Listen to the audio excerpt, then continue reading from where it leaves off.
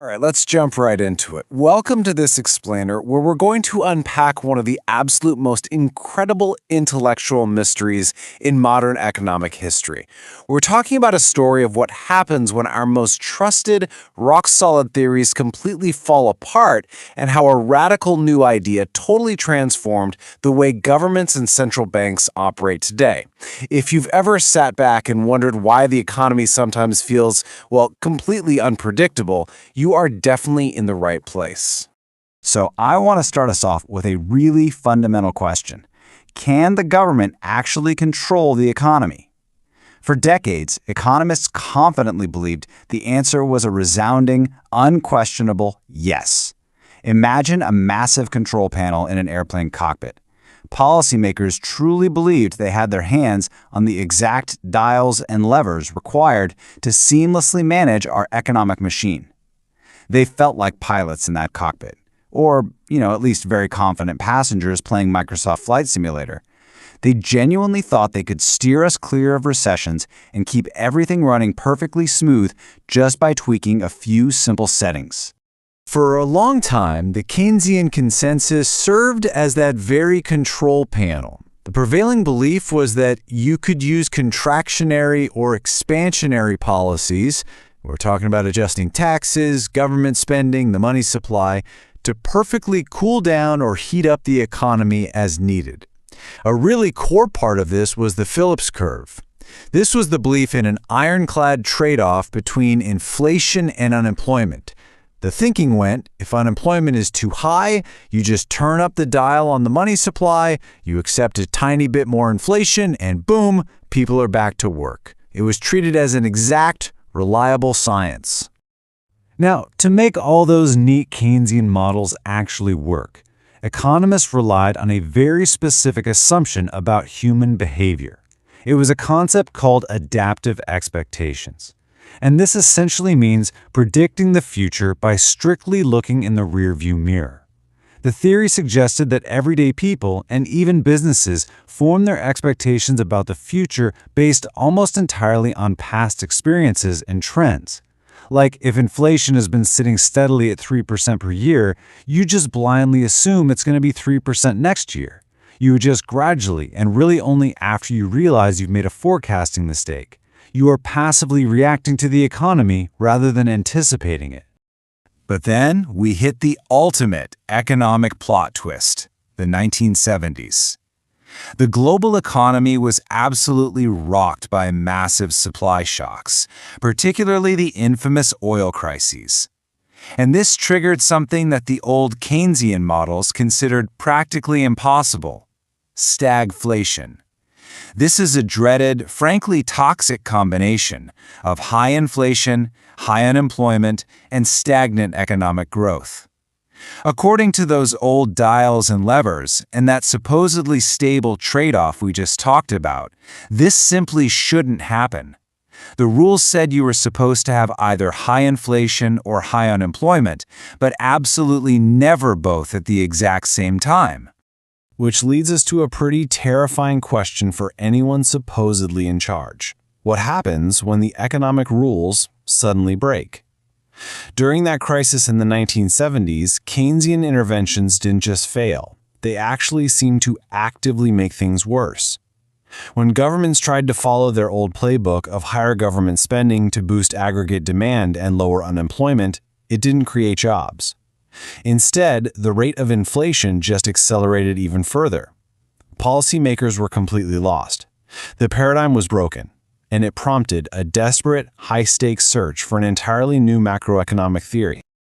The revolution, when it came, happened by fundamentally changing how we view human behavior. Instead of the old rearview mirror adaptive expectations, economists introduced a revolutionary new idea: rational expectations. If adaptive expectations is driving while looking backwards, rational expectations is like upgrading to a modern GPS with live traffic data. It assumes that individuals are not just passively reacting. Instead, they are actively, rationally anticipating the future using all available current information. So the crucial thing here is understanding how this rational, forward-looking behavior actually works in practice. It doesn't mean people have perfect foresight or crystal balls or anything like that. It simply means individuals actively process current policies, economic theories, and announcements to make unbiased forecasts. Basically, they learn. They don't systematically make the exact same forecasting errors over and over when new information becomes available. If the central bank announces a brand new inflation target today, people instantly factor that into their wage negotiations and business pricing right now, not years down the line after the fact. And this brings us right to the New Classical School, a movement heavily driven by a brilliant economist named Robert Lucas. The New Classical economists came in and completely rebuilt macroeconomic theory from the ground up, basing it entirely around this idea of rational, forward-looking behavior. They passionately argued that any economic model assuming everyday people will just systematically ignore important information, like, say, an announced change in monetary policy, well, that model is just fundamentally flawed. The consequence of this shift is absolutely mind-bending. In 1975, economists Thomas Sargent and Neil Wallace proposed the policy ineffectiveness proposition. They argued that predictable policy interventions will be neutralized by the anticipatory actions of rational agents. Let that sink in for a second. They mathematically proposed that if the government tries to systematically manage output and employment, it won't just be difficult, it will be completely 100% ineffective.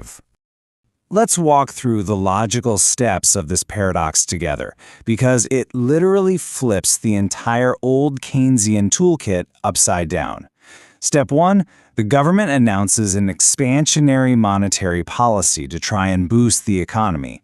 Step 2, because the public has rational expectations, they instantly anticipate the resulting inflation.